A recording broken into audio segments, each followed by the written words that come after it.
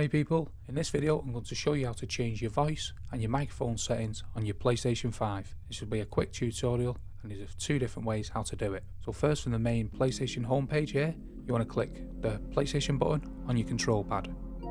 And this will bring up this quick menu. So from the quick menu at the bottom, you want to come right across to mic. And here you'll have an option to choose your mic here at the top. And then the second option, you'll have this toggle to mute your mic or unmute. And at the bottom, you'll be able to adjust the mic level. As you can see, whenever you talk, it'll bounce up like this into the good zone. And if you come down to the bottom here, you can toggle it to either pick more of your voice up or toggle it down to take more of your voice out. And you'll be able to get the settings just about right for your voice. The second way to adjust the mic, and there's a few more settings in this option, is come up to the main settings page here at the top and then come down to sound.